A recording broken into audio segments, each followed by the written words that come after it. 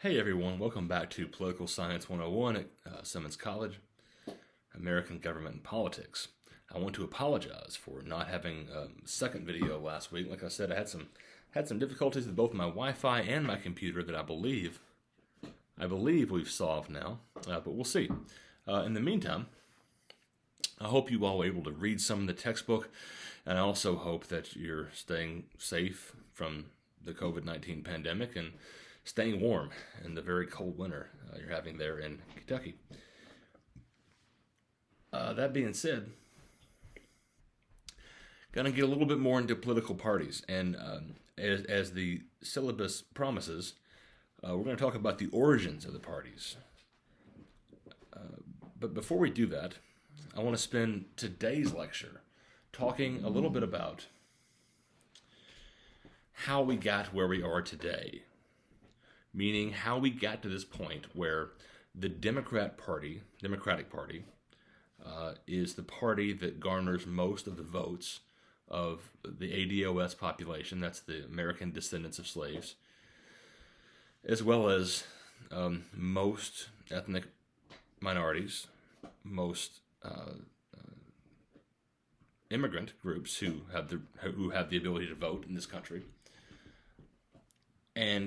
and their allies, white voters who tend to sympathize and support the rights of those minority groups, and how we got to this point where the Republican Party is the party that gets most of the votes from people who are not as sympathetic to those groups.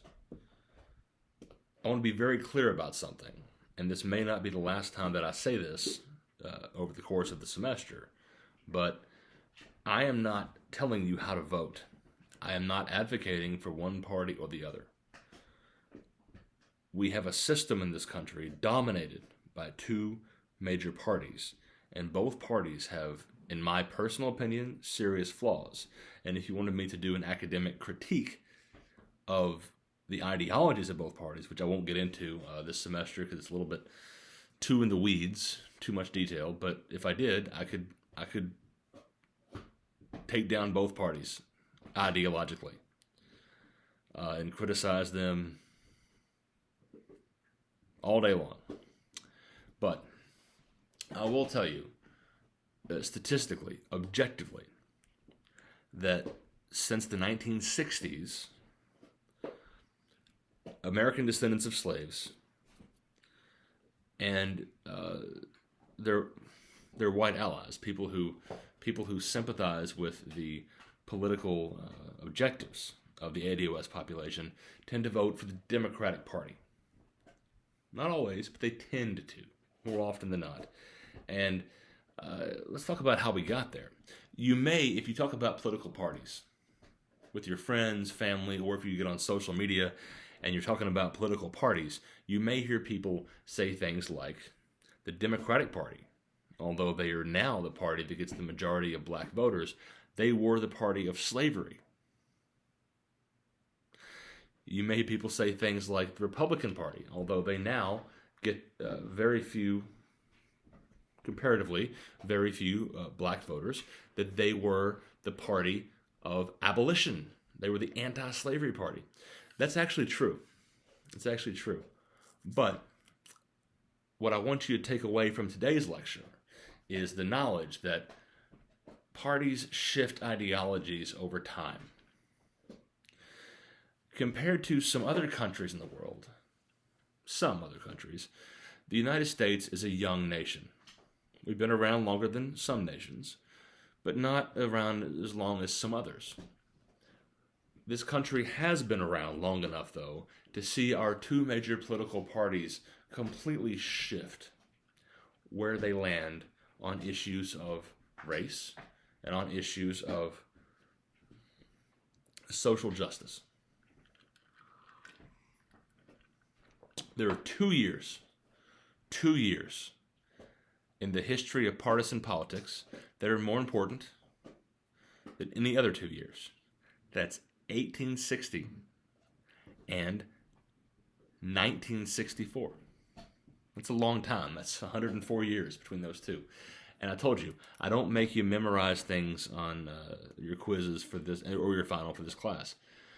You may want to mention those 2 years in your next quiz or maybe in the final, but you don't have to memorize them.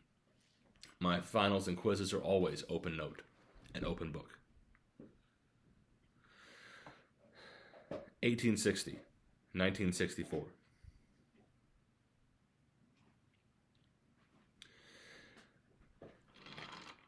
Those were presidential election years. Ask yourself, who was elected president in those 2 years? 1860, Abraham Lincoln. 1964, Lyndon Baines Johnson. Those are 2 men that don't have much in common. They have some obvious things in common. They're both white men from Middle America. They're not from the East Coast.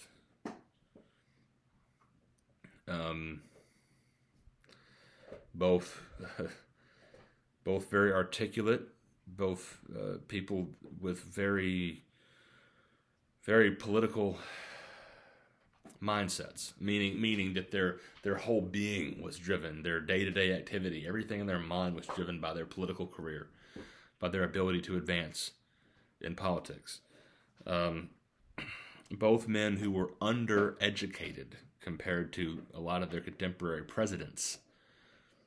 Both men, the presidents who came before and after them had much more formal education. But don't let that fool you. This idea that this idea of being self-made and pulling yourself up from your bootstraps when it comes to American presidents is mostly hogwash, mostly nonsense, because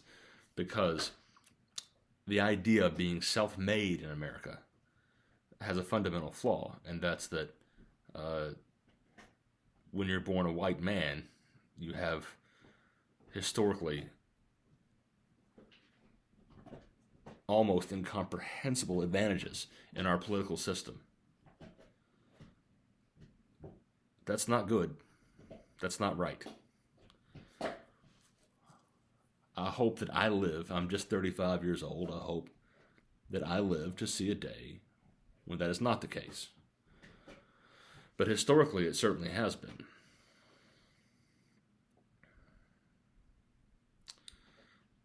It's not a good thing. That's what they had in common. What else did they have in common? Abraham Lincoln, Lyndon Johnson. 1860, 1964.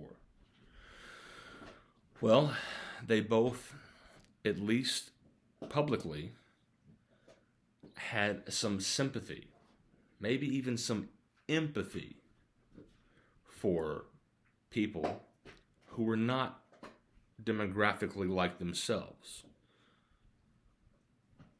who were not male and or not white. That's important.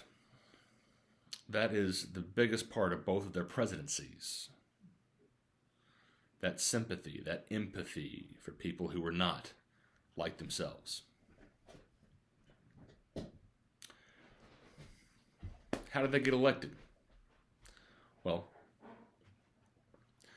Abraham Lincoln was one of multiple candidates in the 1860 election in the brand new party, only been around about 4.5 years, 5 years, called the Republican Party. You may hear me refer to that party during the course of this semester as the GOP. Stands for Grand Old Party. It's an old nickname. But if I say GOP, I mean Republican Party. But at that time, 1860, it was not an old party. It was a brand new party. It was a party that was built of a coalition of people who, some were abolitionists, who believed that slavery should end immediately, at any cost. Some were anti-slavery. Anti-slavery individuals were not the same as abolitionists. Abolitionists wanted the end to slavery now, meaning through violence or through political upheaval or whatever means. The anti-slavery folks, they were opposed to slavery, but not as radical as the abolitionists. Abraham Lincoln fell in that latter category. He was anti-slavery, not a radical abolitionist. He believed that slavery was bad for this country, that it was morally abhorrent, but he was not an advocate of ending slavery by any means necessary. However, as you know, he became the great emancipator. He became the president who legally ended slavery.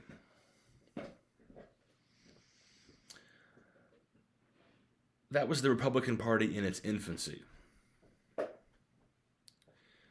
If you skip ahead 104 years, you have a presidential election in 1964. Lyndon Johnson versus Barry Goldwater. You can see on my bookshelf somewhere up there I have a biography of Barry Goldwater, and somewhere over here I have biographies of Lyndon Johnson. Both very important figures in American politics. But what have I just skipped over? 104 years. Well, first of all, the Civil War, the Emancipation Proclamation, 1863, the 14th Amendment to the Constitution, which was passed a couple years after that. And we'll talk a lot more about that amendment later on. And why does it matter? Because the 14th Amendment says the government must treat all people equally. I also skipped over the 13th Amendment. What does that say? It says that slavery is no longer allowed in the United States, that human beings shall not own other human beings as property. A lot of other things that I'm going to talk about the last couple of weeks of the semester that I've skipped over in that 104-year span from 1860 to 1964, so I haven't skipped over it permanently, just for the purposes of this lecture. Things like the Jim Crow era. One of the most lamentable, regrettable periods in American history. Really a black eye, a wound upon the history of American government and politics. The Jim Crow era, where slavery was technically illegal, but governments down nationwide, but particularly down south, treated black people and white people differently. Okay, sure, there's no slavery, but did people have equal rights as guaranteed by the 14th Amendment? No. Not during the Jim Crow era. And we'll talk more about that later in the semester, as I promised earlier. But what you need to know is that by the 1960s, the tension that was building in this country over Jim Crow, over the unresolved issues from the end of slavery, the official end of slavery, were boiling over. These issues were coming to the forefront. They were no longer just black issues, just issues of the ADOS population. They were no longer just issues of their liberal and progressive white intellectual supporters. These issues were coming to the fore. In 1960,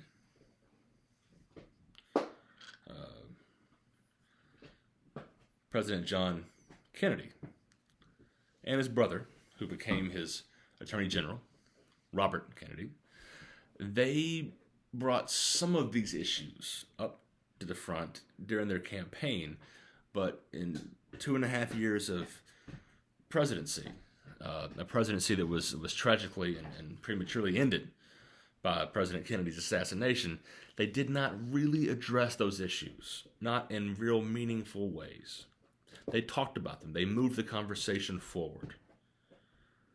But they did not really pass legislation.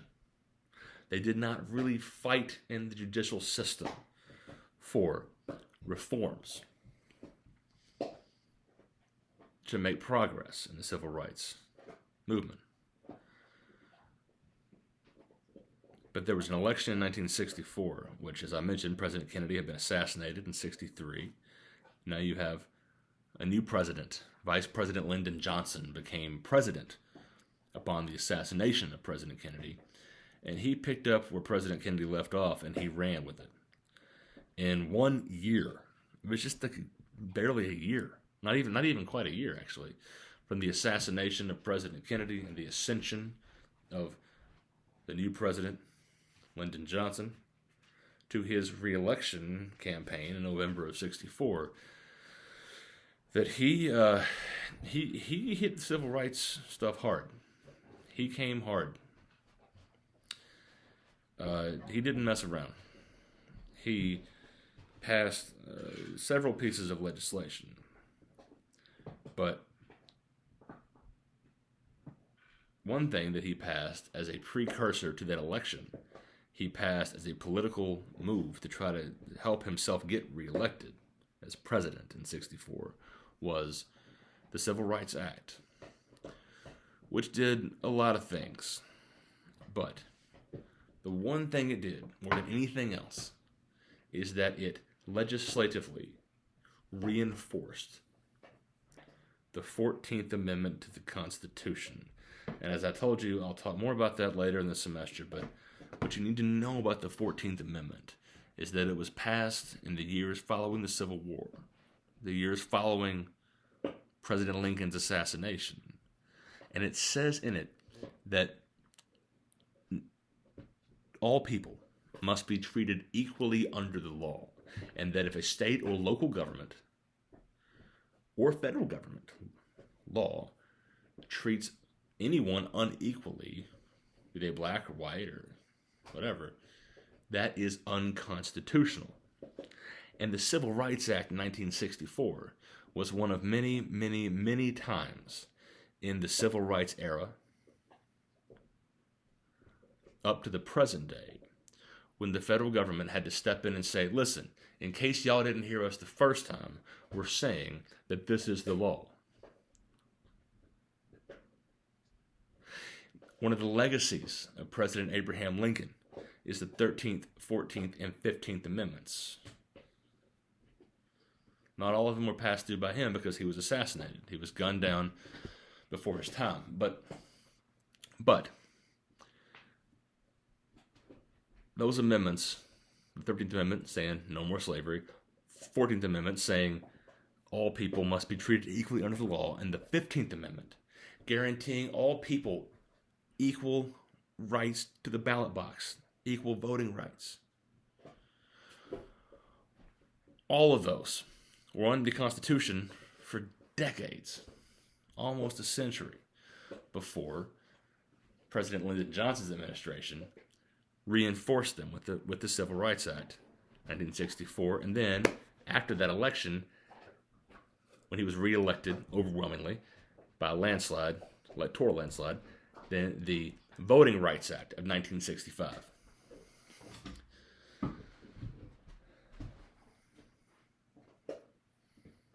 I started this lecture off by saying I was going to tell you how the parties have changed and all about political parties and their historical shifts. Well, Abraham Lincoln was a Republican. Lyndon Johnson was a Democrat.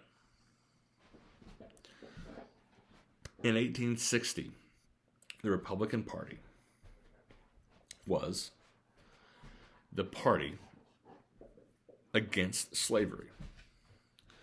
Was the party for equal rights for black people?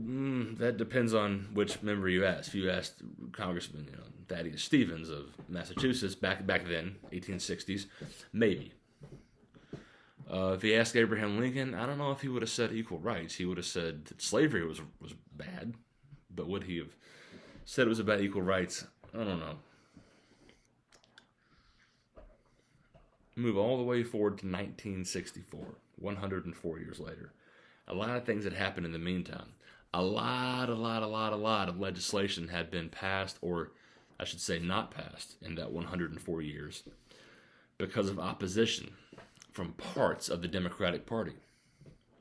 Democratic Party was one of the parties that opposed Abraham Lincoln in 1860. They were certainly his main rivalry, who were his main rivals for president when he ran for election in 1864. Over the years, the parties evolved. Democratic Party remained a stronghold for pro-slavery, anti-equal rights, anti-civil rights for decades. But something happened gradually over those 104 years. The left. Remember, talked about earlier about left and right, about liberal and conservative, left, right politics. The left wing of the Democratic Party began to really gain favor in the urban areas, in the cities of the East and West Coast, and the largest cities of Middle America as well. And with that, Democratic vote, I'm not saying this is 100% accurate, I'm telling you the perception, a Democratic vote came to mean a vote for more rights for minorities, particularly black people, what we now call the ADOS population.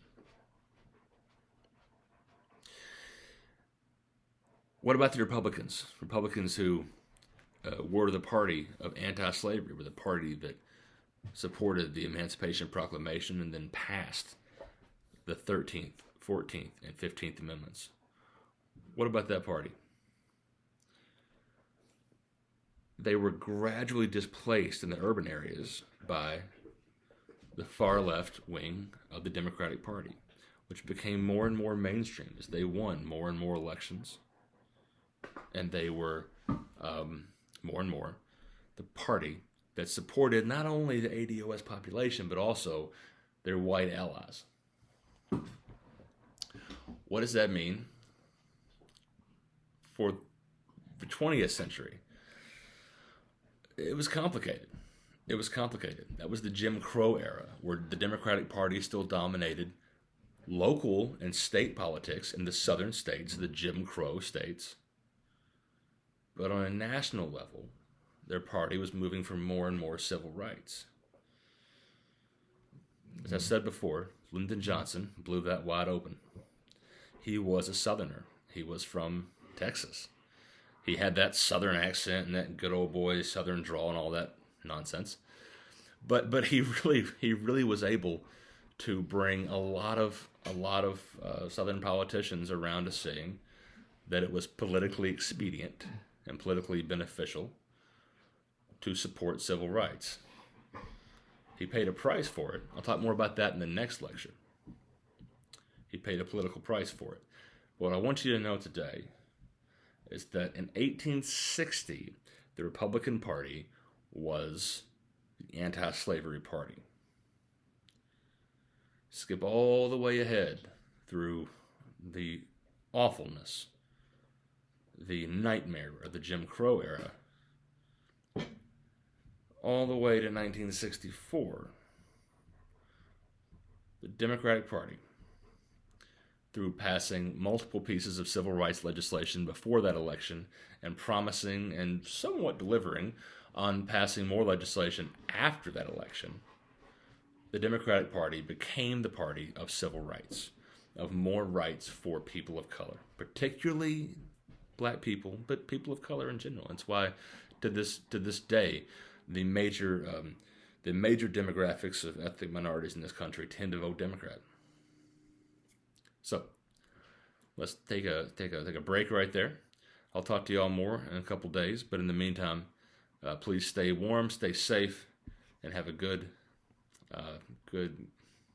first half of your week. Don't forget to comment below that you watched this video.